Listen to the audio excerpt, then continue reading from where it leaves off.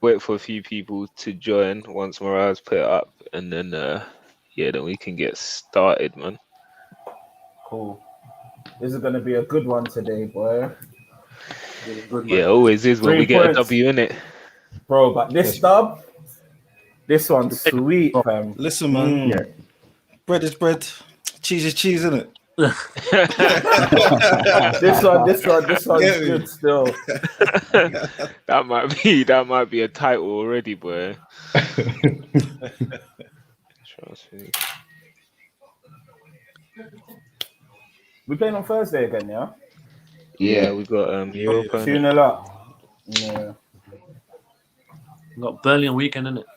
yeah. We got Burnley, Leeds, Liverpool. Next 3 games. No, would be nice. Yeah, Right. I'm not sure about 9 out of 9. I'm not gonna lie to you, bro. The way Pogba's playing, I said if Pogba stays fit, I love it. Oh, shut up, bro. Listen, I don't want you back in Pogba. You need to not back Pogba, bro. Man, You lot- need to lot not. got No, I'm not selected. having it, bro. You Don't lot say got selective. Man was selected, talking McFred. Man was talking McFred. You want to tell me now Yes, Pogba doing this and Pogba doing that, Brother, bro? I'm not having it. I'm not having it. away If you to weren't the back top in, six. if you weren't back in Pogba properly, then we don't want you now. You get Yeah, me, man, Stevie? You're another one. Yeah, I'm a fake. There's no title race without Pogba, and if Pogba comes back, we're gonna see you second place. Bro, Boy, listen. well, we'll get into it on the pod. No, We'll you get did say into it that. on the You pod. did say that still. I'm back. Like you did say. You did say that. I was there. I was there. I might Alright. have to run something today, boy, because Right, man. what's that? 11 points. 11 points. 7 games to go. Yeah. Like eight game in hand. Boy, I Right. might have to run something today, boy. What, we're All bringing right, it back, yeah? I'm beginning to believe again, you know. I think Nah, lie. I'm beginning to believe Love again, it. you know. All right, I've shall we got kick off, something like fellas? that, man. Yeah, let's go. on. All right, cool. All right, welcome guys back to another episode of MUGA. 12th of April, big day for more reasons than one. Obviously, we had the W yesterday, and things are looking sweet right now. Aka back with a fresh trim. Aka, how you doing, man? I'm good, man. I'm good. I woke up like this. It's not a fresh dream. I've seen you from January to April. I can assure you, you don't wake up like that, but we'll keep Go it inside there. 1 minute. LD, how you doing? I'm good. I'm good, man. Thank you for having Yeah. me. Back Yeah, on. your third time on now. How you feeling? Third time lucky. I'm good, man. Relaxed. I'm relaxed. Do you know what I mean? It was a good game yesterday. Put me in a good mood. Mm. All is well. Do you know what I mean? All right, we got a new member in Babs. Babs, your first time on the pod. How you feeling?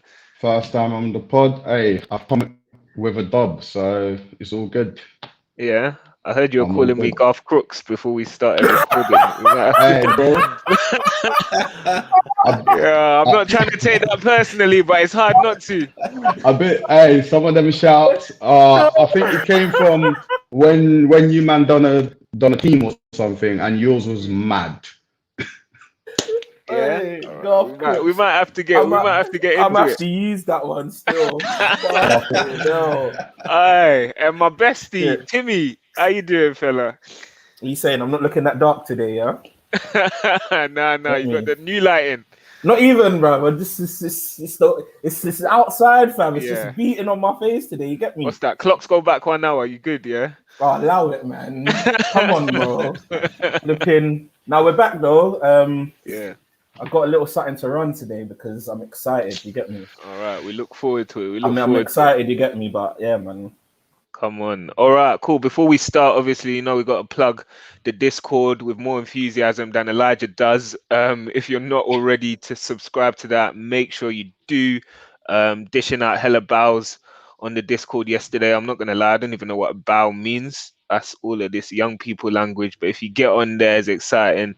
And yeah, man, just make sure you subscribe to that. If you're not already subscribed to the YouTube, make sure you do that as well. And then obviously we've got, for extra content, we've got the Patreon as well, where we've been pushing out content. We recently did a piece on some of the DMs that United could look at this transfer window, because, you know, we're lacking in that area currently.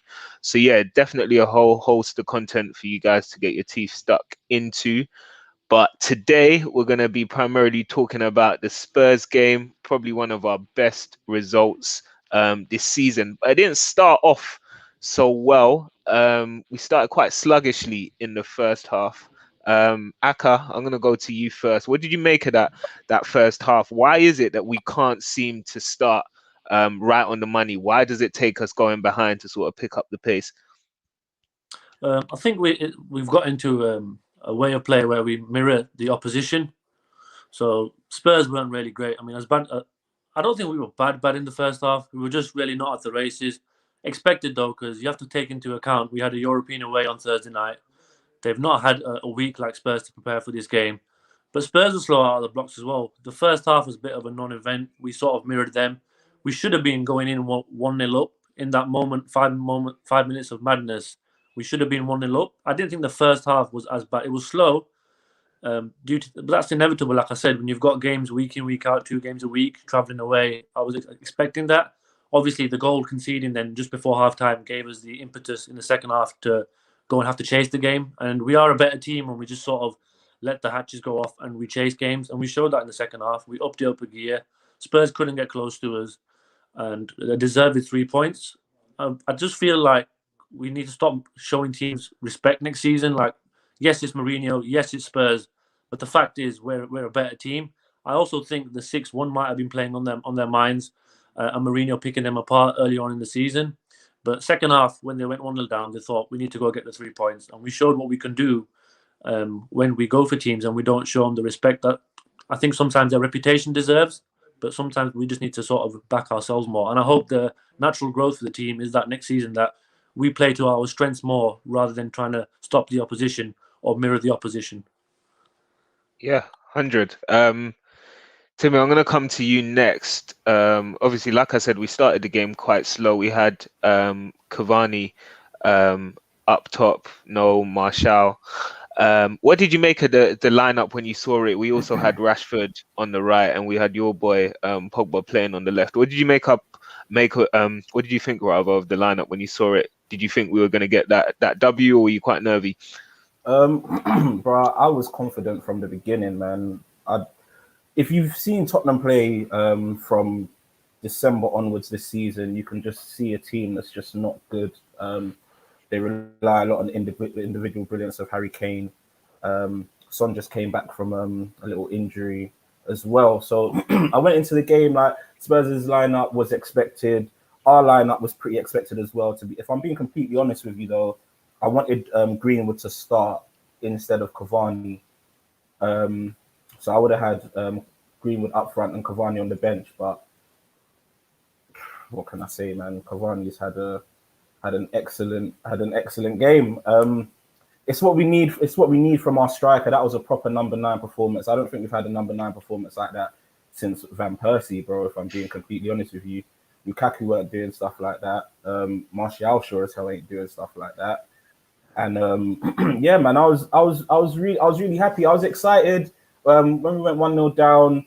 I wasn't too disheartened because, contrary to what everyone thinks, I actually think we started the game quite well, and I think we controlled the game. We controlled possession, and Spurs weren't posing any real threats to us.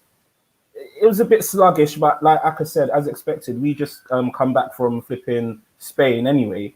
So we would have got back from Spain on like Friday morning or something, had a couple of days to prepare. I'm sure Ollie said something about they didn't even prepare properly. We just watched film on the players and whatnot.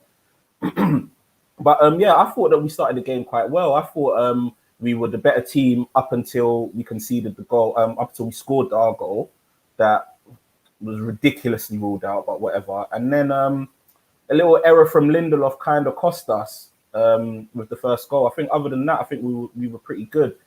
A bit like lackluster here and there, but again, expected coming off the back of an away European game. Once we got into the game properly, I genuinely thought there was only one team in it. We went 1-0. We went in at halftime 1-0 down, and I wasn't worried at all. I was so sure that we was going to win this game, man. So sure. Yeah, LD. Obviously, we went in the first half behind, as we've done so many times this season. What did you make of the goal that we conceded? Defensive error, yet again, and also the goal that was obviously chalked off as well. Well, yeah. First of all, shout out to Zlatan. because he was a sick number 9, and he had a few amazing games for us as well. I forgot So, about him I've got still. to I keep- forgot about him. Nah, Yeah, man will hold no, my hand up. I Man will hold just, my hand up. Man will hold my hand up. I forgot about him still. Sorry. Nah, it's calm, it's calm. Yeah, it's all good. It's all good. But yeah, he was a straight G as well. But yeah, I mean, if I can start him, starting with the disallowed goal. Obviously, the referee's seen it in real time and not giving it, because of he's looking at the play, right? So of course he's already seen it. You see something slow down, everything's in slow motion. I don't know why I never look at things at full speed. I think it kind of distorts the image a bit. It distorts the video, makes it look like worse than it actually was. We saw, I think there was one with Rashford in the first half, and then one with Pogba and Aurier. They didn't give free kicks. I think he gave free kicks for either of those. So I don't know why he's giving a free kick for McTominay and Son. Like, Son's clearly trying to grab him. He kind of just holds it. Yeah, he's trying to just kind of push off him. So I don't really know why he's given that. I suppose it happens. It happens in football, right? It wasn't the most outrageous decision I've seen, but I don't think it was a foul. I think it's soft as anything. And I guess more to the point, I'm just sick and tired of players just going down, screaming, rolling around. The cheek, and I'll tell you what as well, actually, just before we get vexed, the cheek of this guy, I can't believe Son got up and scored that goal. I thought he had a concussion. Yeah, he got the medic. He got the medic on to check him. Can you imagine? Are you mad? Can you actually imagine? He wasted the medic's time to come look. It's a disgrace, man. Yeah, I'm sick of it. And I think referees, shame on all these referees, because they encourage all this play acting, because they keep blowing for this nonsense, or they keep going to VAR and overturning decisions for nonsense. Like, the only way the only way football's ever going to get players to stop doing this rubbish is to stop giving them decisions. As soon as they stop doing that, they'll just get on with it. They'll just crack on and start playing football. But yeah, regardless, moving on from the goal which we should have scored. Great movement from Cavani, amazing from Pogba. Great skill. Slip it through the defender's legs, and then obviously Cavani did what he does. And then with the Tottenham goal. Oh yeah, I mean, Lindelof. Listen, we won. I'm in a good mood. I'm happy, but I've made my feelings clear about Lindelof in the past. He is who he is. He's good at the things he's good at, and he's bad at the things he's bad at, and it is what it is. He's got mistakes in him. He's not a reliable defender. He's not someone you can hang your hat on and say he's not making a mistake today. If you can see the goal, it's not his fault. Like, Lindelof is not that guy, unfortunately, and that's just where we are. So. I'm gonna come to you, Babs, for your take on this. Do you think that Lindelof is actually not that guy? And do you think that we might make too much of United centre back pairing? Again, yesterday we managed to shut out Kane for the majority of the game. Spurs didn't look too threatening. Defensives, I guess in this day and age, you're always gonna make errors. All defenders make errors. Are we sort of highlighting Lindelof and Maguire's errors a bit too much, or do we need to be talking about it a bit more? Do you think we need to go and buy a centre back as a priority? I think yesterday's goal, let's start with that one. I think both of them were at fault, but you don't get to see Maguire's one straight away. So if you watch it back, you see that Maguire done like a semi half press to Ndombele, and then he stopped whilst Lucas was inside already. So that meant that Lindelof had to pick off Lucas and Wan-Bissaka had to pick up Kane, and then Son was free on the back stick anyway. So that pass that Ndombele played to Kane, if Kane let it run, Son will have been there for a goal anyway, because no one was there with him, and Spurs were looking for that the whole time. I think the partnership, we do need another centre back, someone that can complement Maguire, because he's going to play. I think Lindelof has too many moments where lapses of concentrations come in. He's been doing all right. But I think there's been too many times where lapses of concentration has been the problem for the back line, and it's not just him; it's Maguire as well. But I think if you get a capable defender next to Maguire that's got the attributes, for example, the Baye attributes, then I think that partnership will be a lot better. Yeah, okay. So yeah, we went in first half down 1-0, came out second half, and boy, That's one of the best second halves I've seen from Man United. Not even under just the Ole era, just in a very long time. Like we were just absolutely on it, passing the ball quickly, crisply, not taking too many touches on it. We looked creative. We were creating a lot of chances. Yeah, Babs, I'm gonna stick with you here. What do you think changed in that second half? I, I think the way we use Pogba, that's what basically changed the whole half because he was coming off the line. Sometimes he was dropping in deep where the fullback you can't go too far in with him. So that means that if he gets the ball, we play. If you go too far in, Shaw's free down that wing to run into the space. And sometimes as well, he was coming inside. So where Spurs done that, Højbjerg was sitting, but whereas when Pogba came inside, it was him and Bruno basically as the tens, and Højbjerg couldn't pick up both of them. That's why Sissoko came on to try and kind of stop that in a double pivot, but it still didn't work. I think Pogba and the way we used him coming inside and him coming off the line was the biggest change in that game. And yeah, this is probably a general question, but I'm looking at Timmy and Aka because Aka, you've talked about this McFred pivot, and Timmy, you're obviously Pogba's biggest fan. Why? Well, hold on. Why are you saying it like that, though, bro? Because you are. Take your clout, innit? No. But the way you're saying it, you not? I shouldn't No, be you or should something. be. No, you should be proud. Nah. You should be proud. No. You backed him the whole season, innit? And he's come good for you, and he's paid his winnings.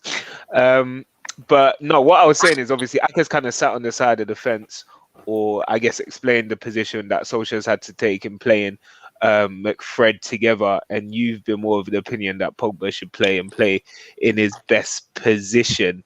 Do you think now, like, we can see a team where Pogba can play in the centre mid, and do we have to sacrifice one of McFred to do that, like in the remaining games this season, or do we have to play this sort of 4-2-2-2 that we played yesterday? So I was actually going to touch on that formation because I think that was a touch of class from Oli, and Oli doesn't really get enough credit sometimes for from his little like tactical switch ups. I thought that was really good. Fred and McTom were still in the pivot. Pogba was, I don't know what to call it. Like he was basically a 10, but he was also like drifting wide as well. Obviously Wan-Bissaka and Shaw were basically acting like left and right wingers, while Bruno and Pogba were like playing in the half spaces. So essentially they were both playing 10, but if you see like a lot of the time when Pogba picked up the ball, he was picking up like inside left. He was picking up inside left, and when Bruno was picking up the ball, he was picking up inside right, which left Cavani and Rashford to both just basically be two strikers. So with regards to your question, if Fred and McTom are going to play and Pogba's also going to play, then play Pogba how you played him in the second half yesterday. That's not to say that he can't play well on the left, because I think some of his best performances this season have come from the left. But as you can see, the guy is like literally unplayable. Yesterday, in the second half, he was unplayable. That's one of his best performances of the season, without a doubt. I'm even trying to think of which better performances I've had from him this season. I think that was his best performance of the season. That second half, anyway. Season. And that's when he's... Pardon? But in a good season as well for Pogba. Yeah, exactly. That's the jewel. If we're going to persist with Fred and McTom pivot, which it seems like in the big games we're going to, Oli needs to get it spot on what we do with Pogba. And I think yesterday's second half was spot on. So if that's the case, then I wouldn't mind Fred and McTom holding that pivot if we're going to use Pogba like that. However, if we're just going to keep him on the left, if we're just going to keep him playing on the left, then no. Like, he needs to come back inside, and one of those two need to hit the bench. LD, do you think Pogba's staying past this season? Yeah, I think if you analyse where European football is at the moment, Juve are in dire straits financially, and that's kind of been made very clear as the season's gone on. They are struggling, so they don't have the funds. Real Madrid, obviously with their big stadium renovation, they put a lot of money into that. They put a lot of money into Hazard, which I mean that's not the topic of discussion, so we won't have to touch Hazard, but put a lot of money into Hazard, and of course they're trying desperately to get at least one of Mbappe and Haaland. Obviously, I think Mbappe would be like the ideal. If you ask Florentino Perez, that's who we'd want. But obviously, they're looking into both players, and they're clearly interested in both players. So I think those are their priorities. And so when you look at it from that perspective, those are the two clubs really that he's been mainly linked with. So you look at it I'm not logically, so. and on top of that as well, Yeah. just add to all of that, and we're on an upward swing, and that's the important thing as well. On top of that, we've shown in parts of the season we've shown glimpses of how good this team can become. We're in a good moment. We're playing well. You know, it depends on who we sign in the summer. But yeah, I could definitely see it. It makes more and more sense for him to stay. Like in terms of the way things are shaping up on the continent as well. It makes more and more sense. So we'll see. Yeah. Obviously, we'll see. Not guaranteed. No, nothing's guaranteed, is it? Yeah, what do you reckon, Babs? Because I think that Real Madrid move could still potentially be open to them. I think he'd probably be available at a lower price than we typically expect him to go for, having shown the form he's shown this season. And obviously, with 1 year left on his contract after this season, he'll have more power than the club. If he really wants to go, he can probably engineer a move if he really wants to. Babs, what do you think? You think he's staying next year? Do you think he's running down his contract at United or signing a new one? See, I think he's going to stay as well, to be fair. Like And LD sign said, a new contract? like LD said, yeah, I think so. Because if you look around now, with everything that's going on around with all the big clubs, especially the clubs that won him, Real Madrid won't be able to afford him if they want Mbappe or Haaland, and Juve are not really in great shape. So unless he goes PSG, but I can't see that. I think he'll stay. I think right now, if United bring in more players, good players, then I don't see why he won't look around and go, you know what, I can be kind of the big man, the top guy in this club with all these good players around and try and win something with the club. Yeah, Aka, what's your take on it? Yeah, I think the chances of him staying are much higher now. I think he is sort of playing it by ear, like Bab said. I think summer window is big, so we're going to look like we're going to come second. Hopefully, win a trophy, and then if we go out and add 2-3, we might still win the league, bro. I'm just saying. I didn't specify what trophy in it to me. Like, all right, cool. No, but you said finish second and win a trophy. You said finish second and win a trophy. Boy, you said finish second. You see me? Yeah. He's got you. He's sharp. It might still be on. It might just still be on. I'm just saying. Yeah. So love it. The doors ain't closed yet.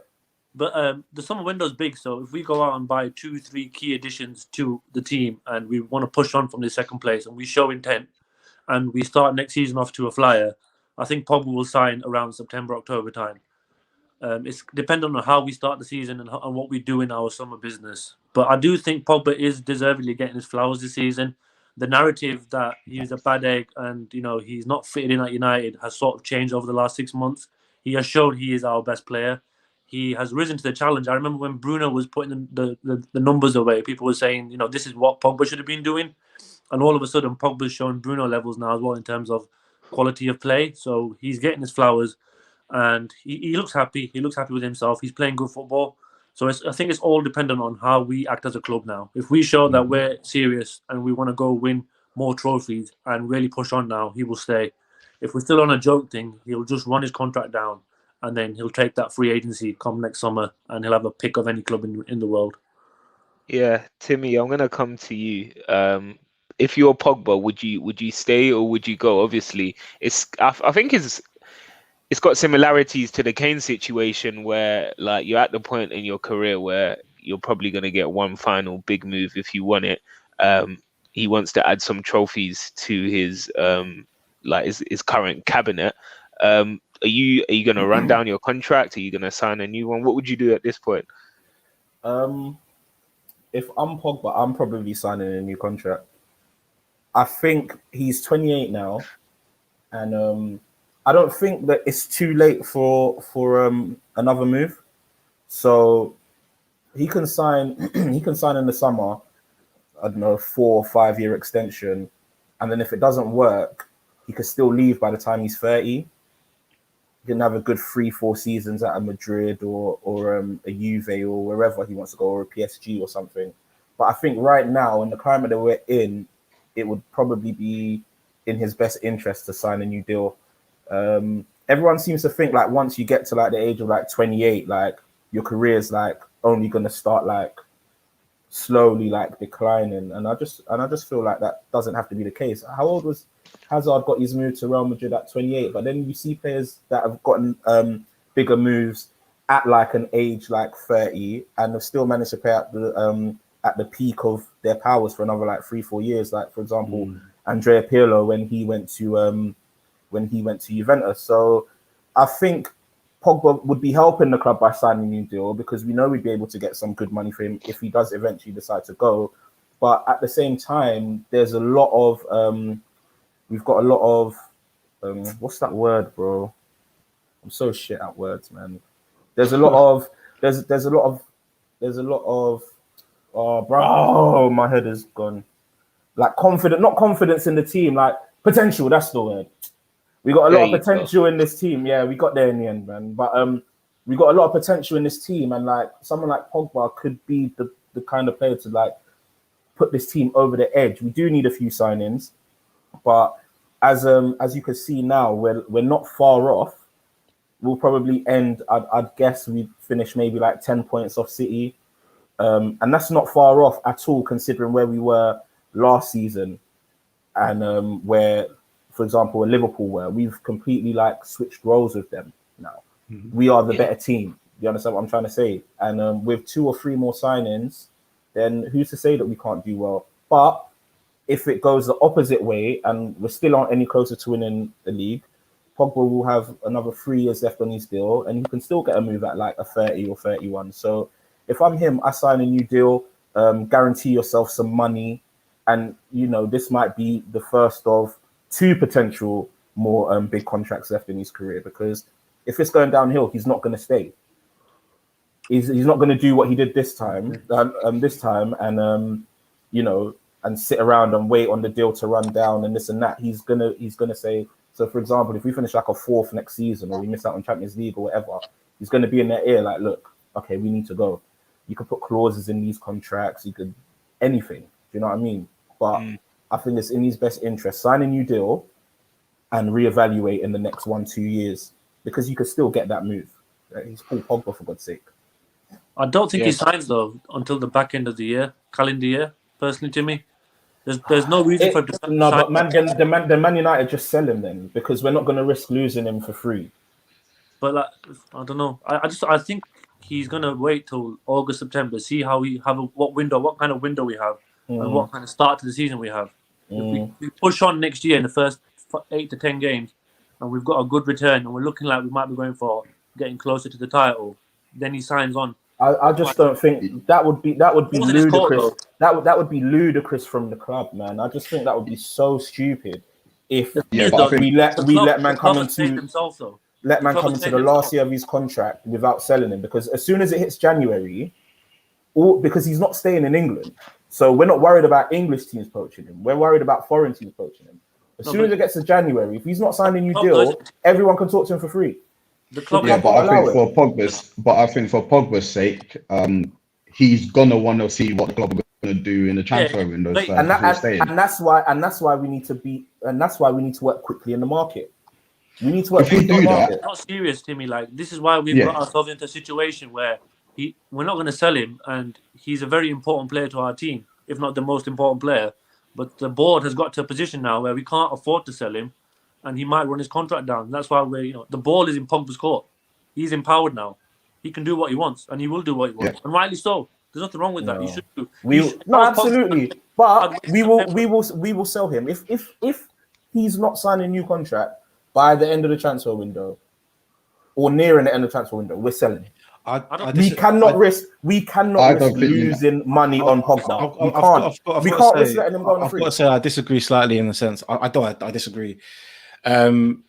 And the reason I say that is because you look at what happened to Christian Eriksen at Spurs, where they were still hoping he would sign a new deal, and so they didn't try and sell him to someone before. And that's Daniel Levy. That's Daniel Levy. Bear in mind as well. So if they're going to hold on to Christian Eriksen until January, and then they just sold him in January, right? So I think worst case scenario for us is we have to sell him in a cut price deal in January. Cut price deal, yeah. I don't think United. I don't think United will force him. I'm telling you. Yeah, same. I agree. I think he will leave for free. We're going to give. If he's at the club in January without a new deal, he'll leave for free. But Timmy, if you're Pogba, I think the club will give him like every opportunity to make this. If I'm Pogba, say yes, basically. If I'm Pogba, I'm not signing a new deal until I know what's going on. Facts. Yeah. However, if I'm Man United and I'm not sure he's going to sign a new deal, then I'm selling him.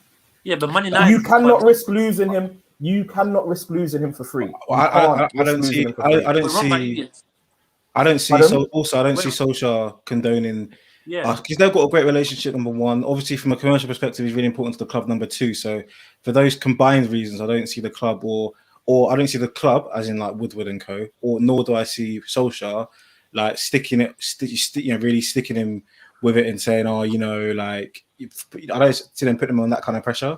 I do see them giving him.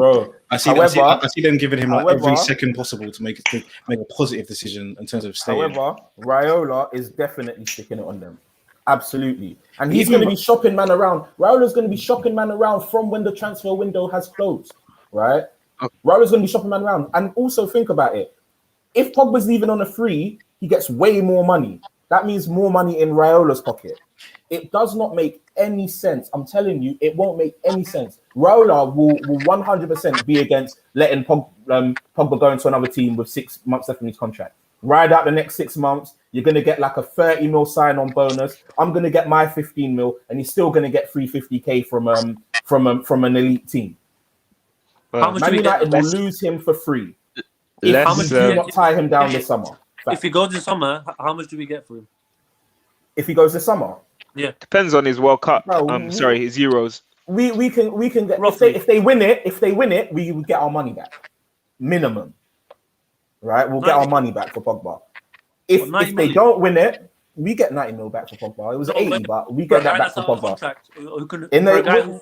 Bro, did you not see how much Hazard went for? I swear he was in the last year of his contract as well. Hazard was going for like 120. What did Hazard go for? Yeah, he went for about 95, I think. He went for about 100 million euros. 100 million euros. It's a post-COVID. Yeah, COVID environment. I think as well. And he can negotiate from January, so he's not going for 90 people are throwing this COVID thing around, like COVID this, COVID. I hear it, right? Elite clubs are still elite clubs. They still generate revenue, and they will make all that money back from Paul Pogba plus more. I'm telling you, if he has a good Euro and they win it, then we can get 90 mil for Pogba. If they don't win it, we will get 60, 70. He will go for no less than 60 with a year left on his deal. 100%. Right, he'll go for no less than 60. I'm going to have to move on from this, otherwise we'll be on this all day. One guy I wanted to move on read it. Raiola will bully United. He will bully us, bro. Facts. Yeah, I wanted to move on to the guy who probably didn't deserve to win the match, the man of the match performance yesterday over Pogba, but did somehow anyway. Edinson Cavani, another guy who probably could be leaving United at the end of this season. He put in a great performance yesterday, just levels above what we've currently got. Are we in trouble if Cavani leaves this season and we obviously don't get a Haaland or a Kane, which I mean probably looks fairly unlikely? Are we in trouble? Yeah. Yes. Like absolutely. Because like we saw what he brings to the team yesterday, and he does things other players in his teams aren't ready to do yet, and that's just facts. So he is who he is, man. He's been a world-class striker for the last decade. So it is what it is. He's on job, man. He's on job. So then, for you, if we have Cavani leave, does that then change the priorities in terms of who you want to sign? Because we've been saying we desperately need a right winger. Realistically, I think we might get two of the players we need. I think more than that is probably hopeful. I don't know where striker is in terms of your importance, but would you then shift that up as a priority, maybe lower centre back priority or DM? How do you have that?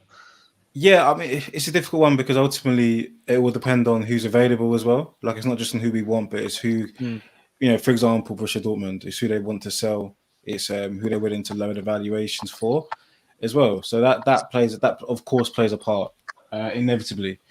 So I have to just wait and see really on that side. But yeah, I think it does.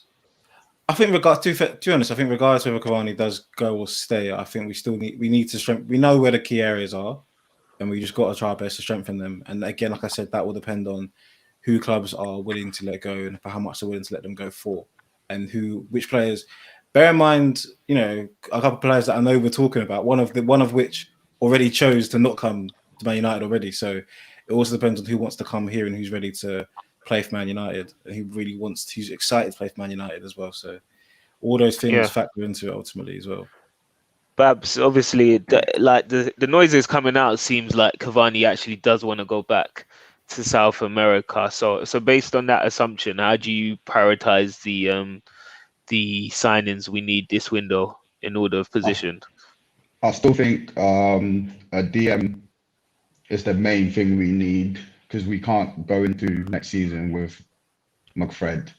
But yeah, if Over a right Cavani winger? goes, yeah, I'll say so because a lot of our problems kind of comes from them two in the middle of the park, especially in games where we need to dominate possession.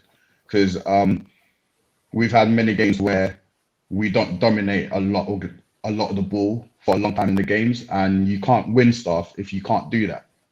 So you need some sort of control in the middle of the park, in my opinion, anyway. But if Cavani does leave, then like someone said in the comments, we haven't got a 9 that does what he does. So, for example, like the goal yesterday, like we haven't got play that's going to do that.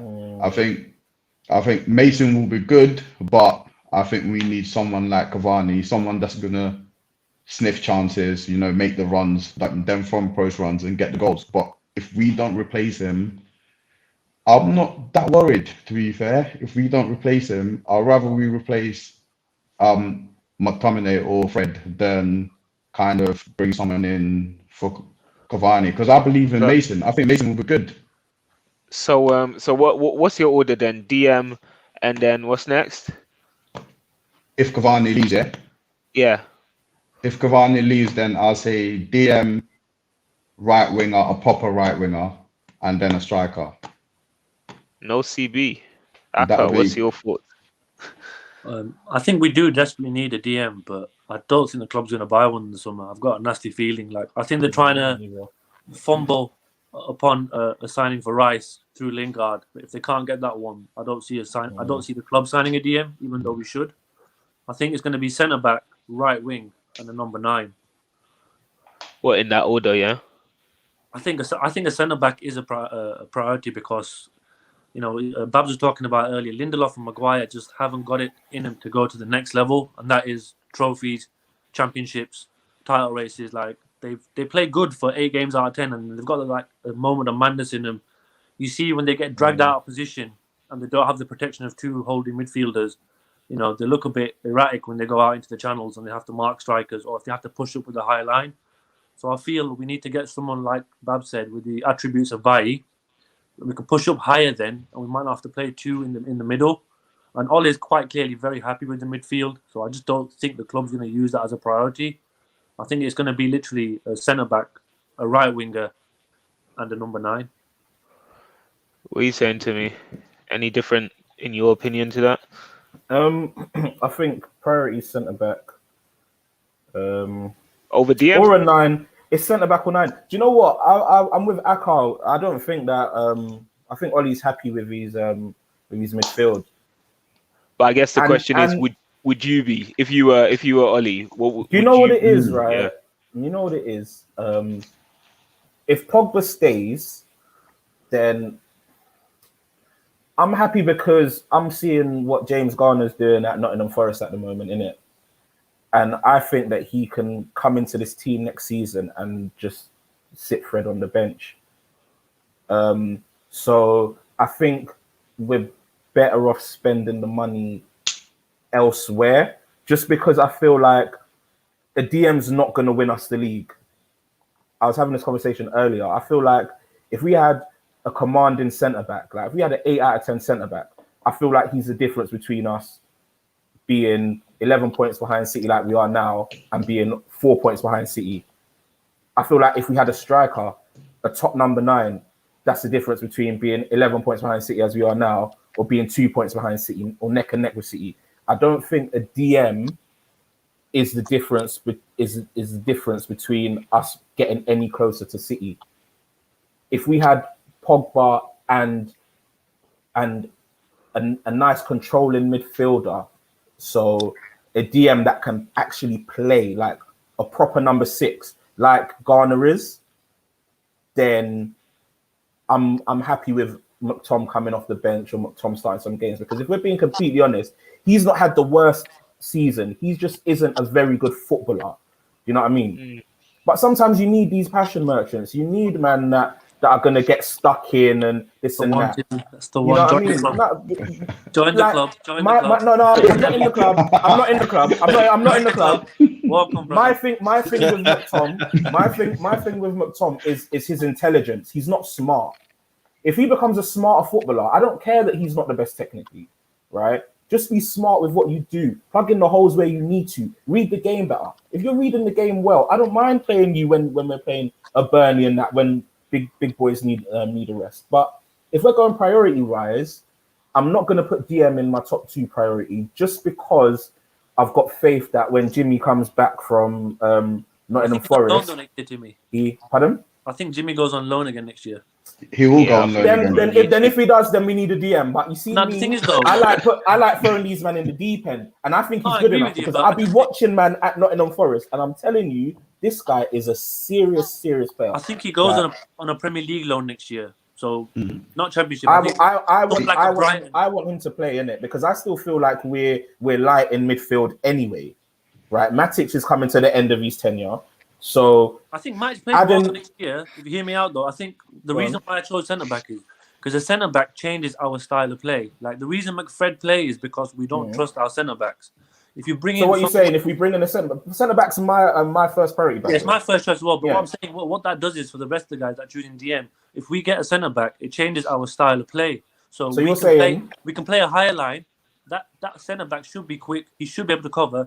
And then you can play Pogba in the pivot, no problem. Like we see when Bailly plays, Pogba plays in the pivot. And then I'm still not sold. Can you play a higher line? This is against my thing is the reason why I picked DM is let's just use yesterday's game. When you control games, we all know that you have a better chance of winning games when you control it. United haven't got a midfield that can do that. So, for example, we're talking about Maguire and Lindelof. Yeah, they're not the greatest partnership, but when you control a lot of the ball for a lot of times in the game, they won't be exposed that much. If you get what I mean. I hear it. That's why I'm saying. I don't mind that. With the centre back, the line goes. We play a higher line, so we start. No, I fully hear that. Yeah, no, I fully hear that. So it's just the way we're both, and we can dictate. Pogba can dictate games. Boy.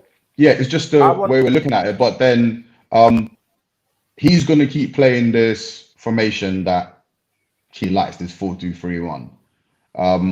Yeah, definitely. If you get someone in with Pogba where both of them are capable on the ball and one of them can be a ball winner as well, I think it puts you in a better position to kind of win games and dominate games. We just can't dominate games. The thing is, Matic and Pogba, if you watch their games, it works really well. Give it Jimmy Gardner, bro. Give it Jimmy Gardner.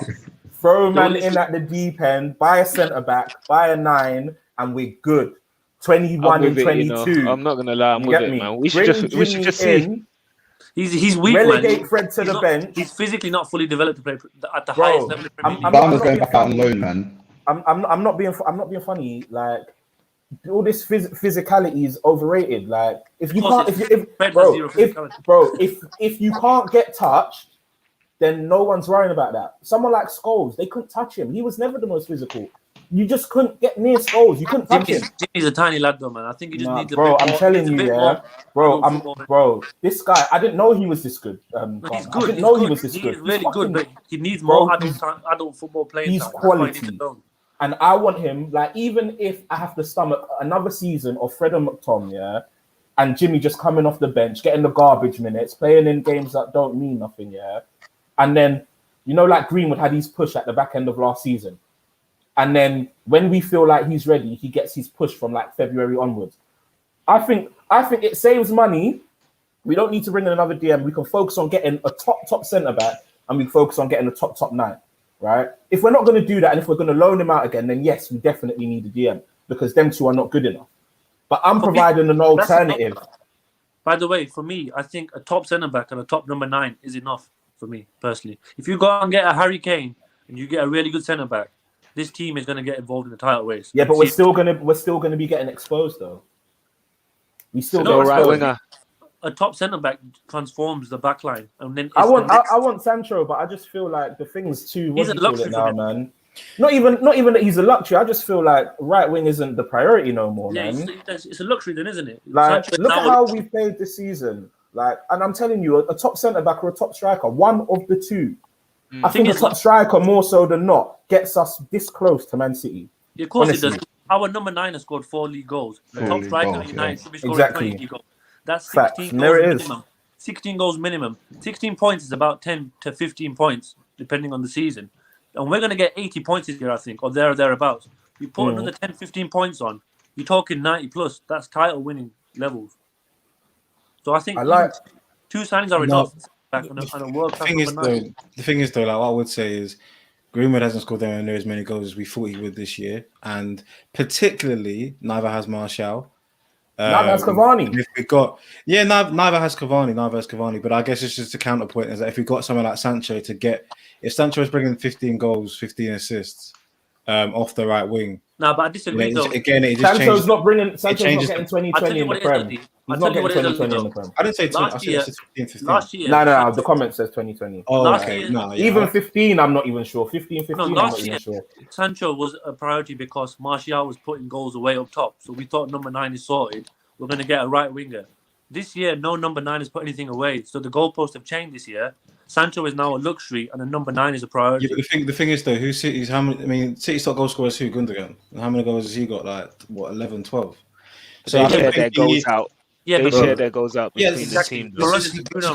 Bro, they're so stacked. Partly what I'm saying is predicated on the fact that we're not going to get Kane. I think that's nigh on impossible to get Kane out of. I don't know. And then on top of that, you see what I don't understand, yeah, guys. On top of that, sorry, just to finish. I think Sancho we're much more likely to get Sancho than Haaland in terms of like I'm sure Sancho will get United more than Haaland does. He'll probably be cheaper than Haaland will be as well. And he's already like boys with people like Rashford. He's already lived in Manchester, etc., etc. So I think like for those reasons, he's more likely to come. And he's obviously a top youngster as well, like massive prospect as well. And it balances out our attack so much more because we become far less predictable because it isn't just everything down the left-hand side or bust, basically. To have someone who's actually comfortable, yes, playing off the right, but also drifting inside, combination play. I think it has a huge dimension to our game. So ultimately, if we could get someone like Sancho, it's still a big plus for this team. It's still a big plus. It changes the way we play as well. So whether we get, yes, a striker will be great, but it's more likely that we can go get a Sancho anyway, and he's going to be a top player. That adds a lot to our team as well. How much would we get Sancho for? I think it's this summer. But I think a lot of it depends on this. A lot of it depends on if Borussia Dortmund get Champions League football or not. Which they won't. It's looking unlikely after their loss. Was it last weekend? It's looking quite unlikely. So let's say they don't. Let's say they don't. How much can we get Sancho for?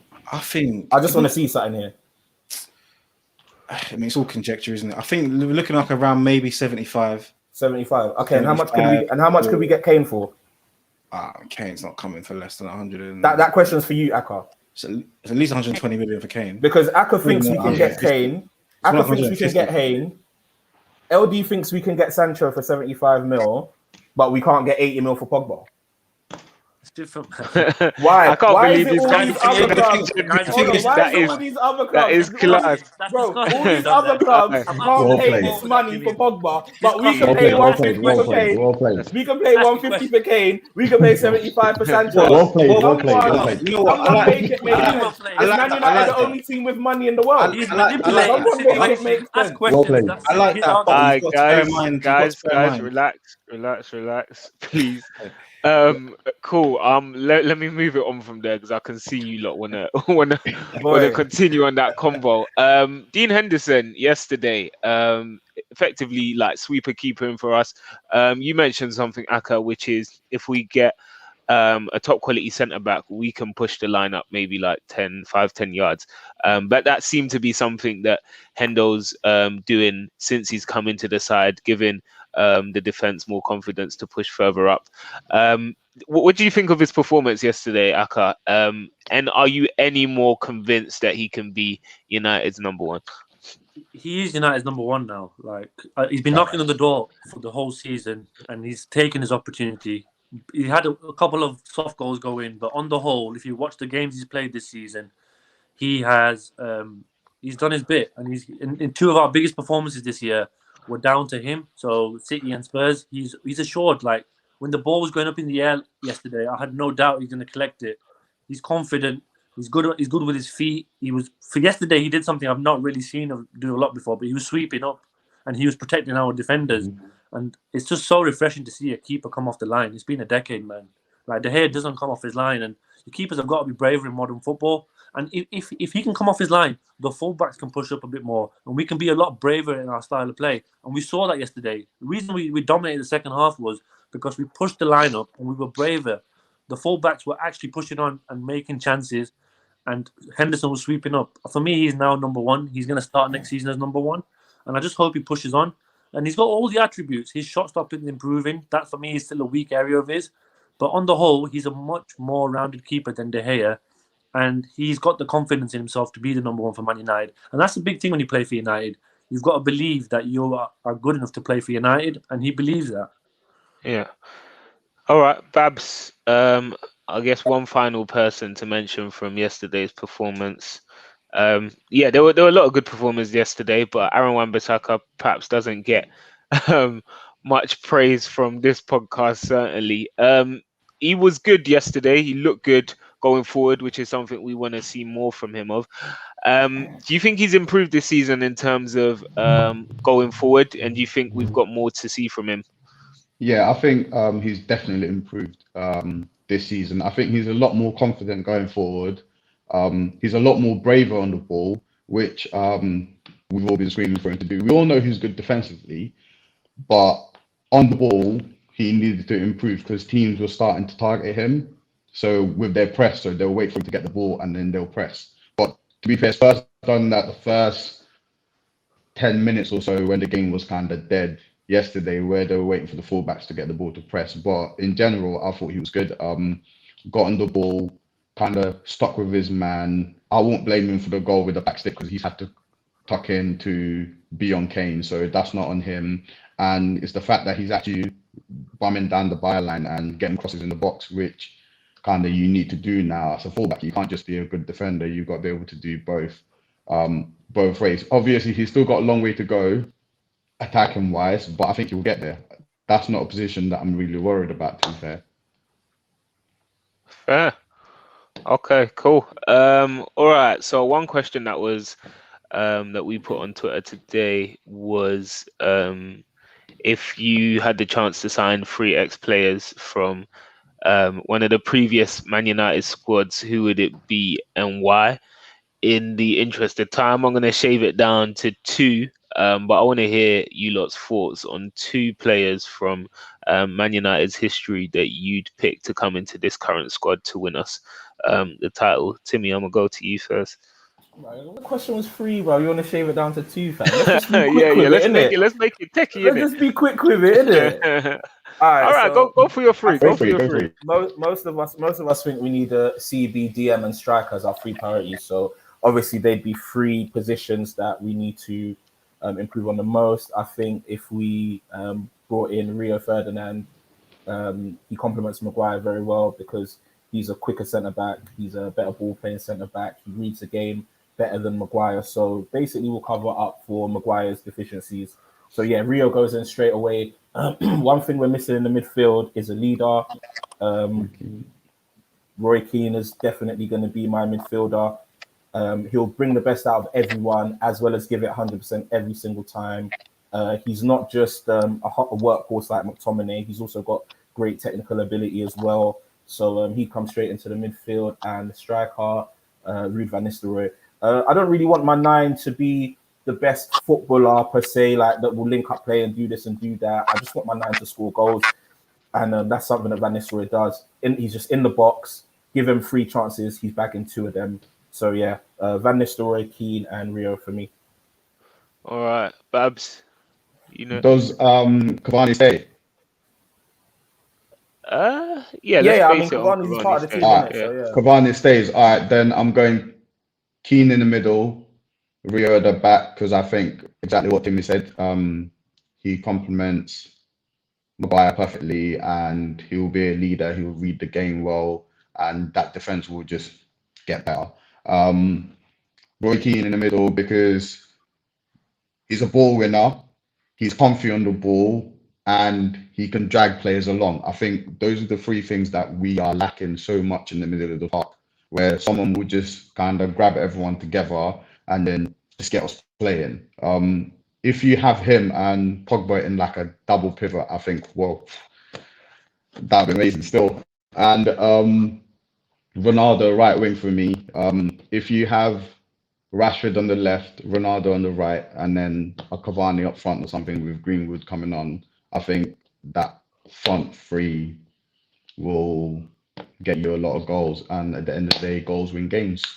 So, Sweet. yeah. All right, cool. LD, you're free. Yeah, I think it's Rio. I mean, number 1, Rio. I think he's just solved so many problems in the squad. Again, leader. Again, composure. The athlete at the back. Lets us push up the pitch. Will help Henderson along as well with his experience, and Wan-Bissaka as well. Just everyone in the back 4, everyone in the midfield. So Rio number 1, Ronaldo number 2, because like you said, Babs, right wing, left wing, up front. I don't care, like wherever. I'll just get Ronaldo in. Quite frankly, I don't care. And then yeah, I think midfield's a bit of a tough one because we've got players like Carrick who are so good. But yeah, I think realistically it's got to be someone like Roy Keane because again, ball winner. He'll give players like Pogba and Bruno a lot more freedom to go play, and he himself obviously can play those longer. He can play it longer, play it short, break up play, just lead the team in it. Just do what Roy Keane did best. So yeah, I think it's pretty. To be honest, from the problems we have in this team, assuming Cavani was going to stay, yeah, I'd say that's pretty easy. And Aka, any different?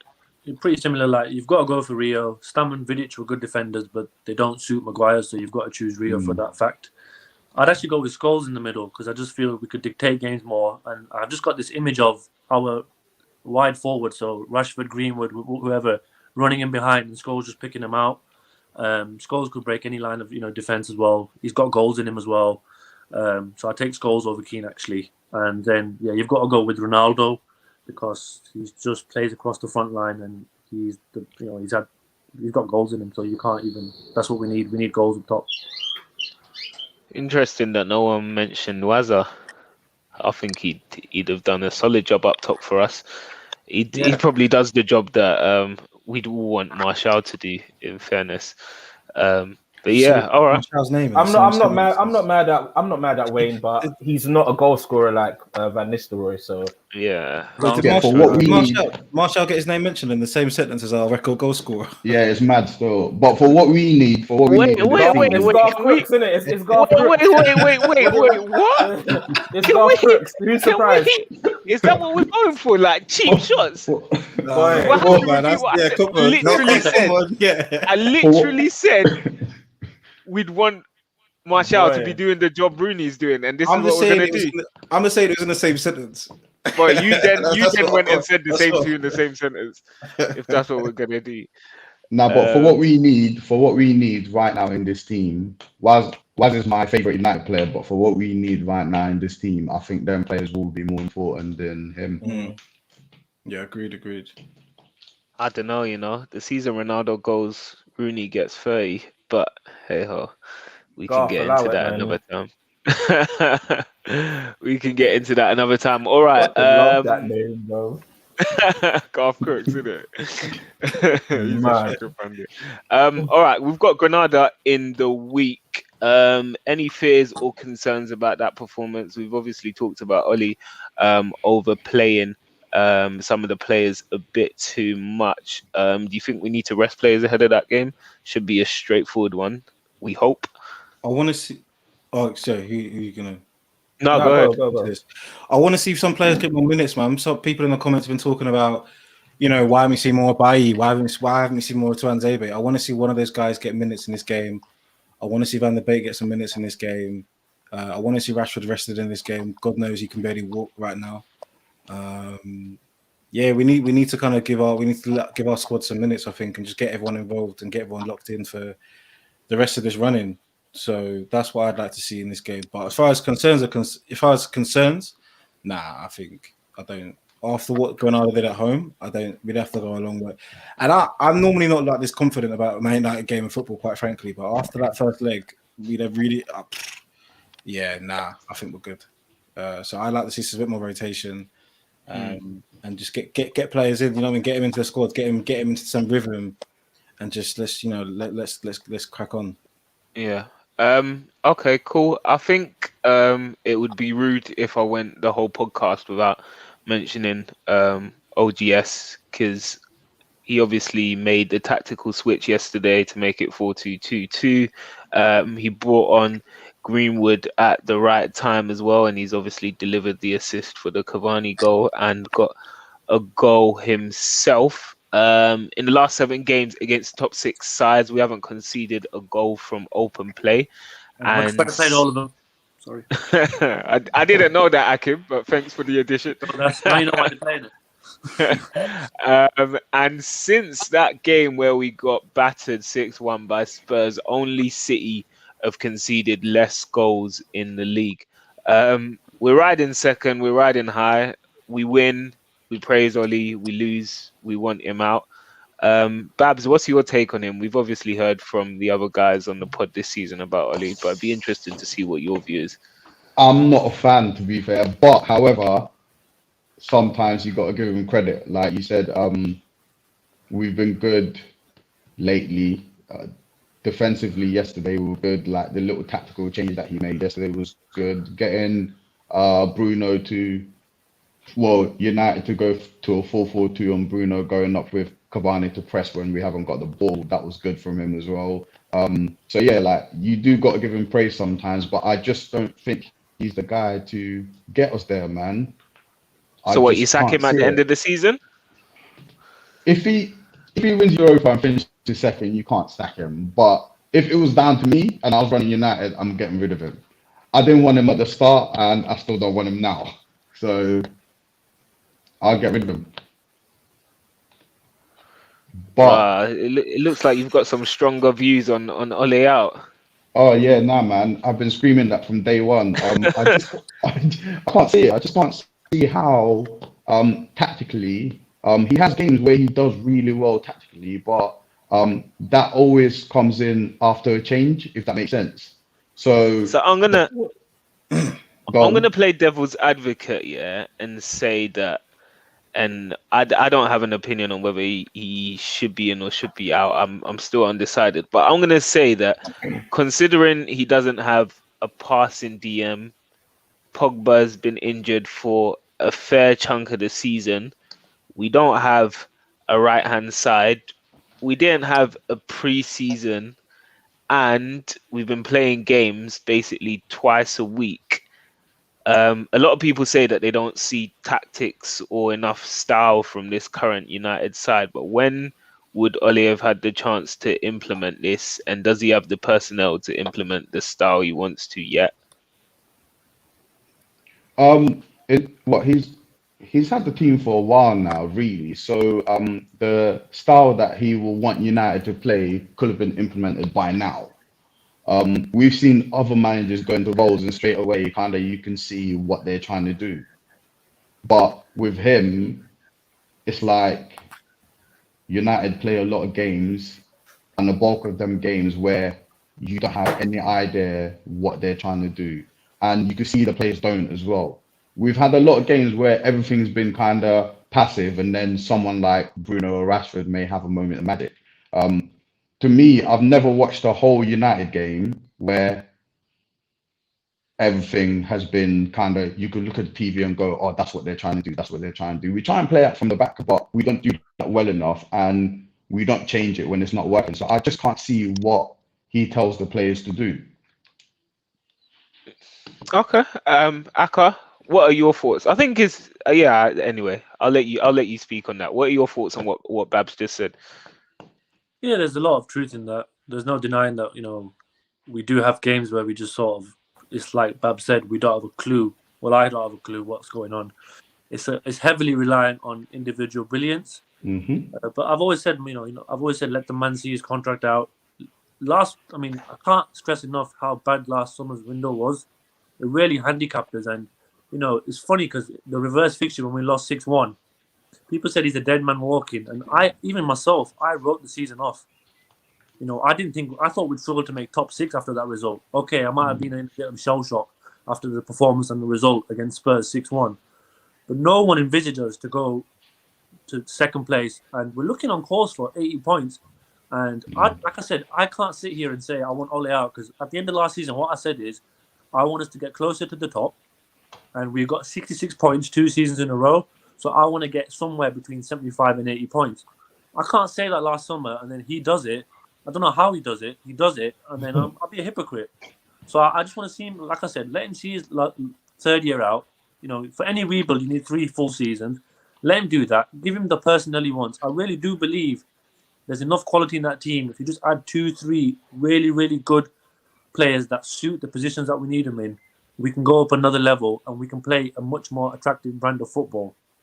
So it's not as bad as it seems, and it's not as good as it seems. I think it's too much of this extremism in our fan base.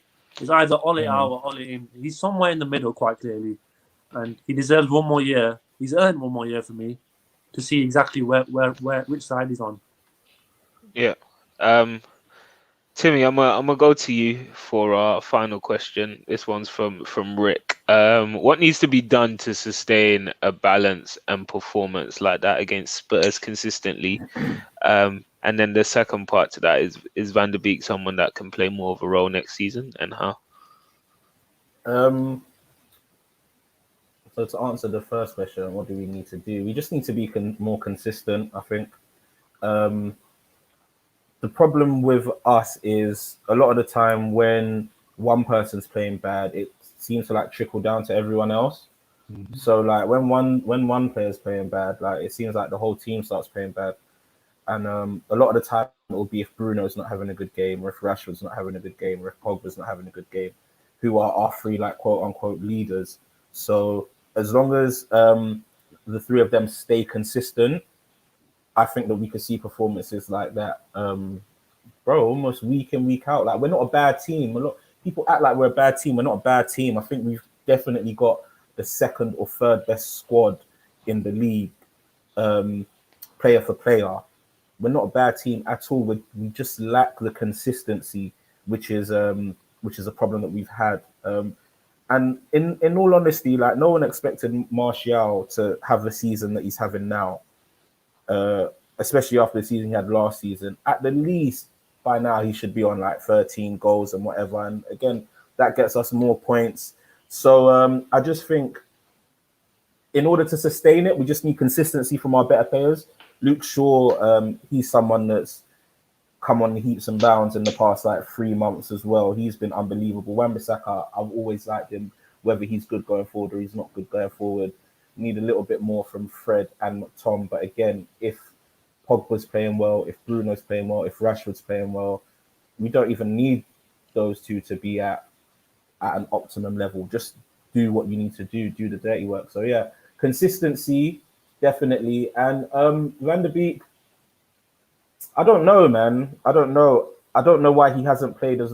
I don't know why he hasn't played enough this season, and in a season where all our fixtures were so congested.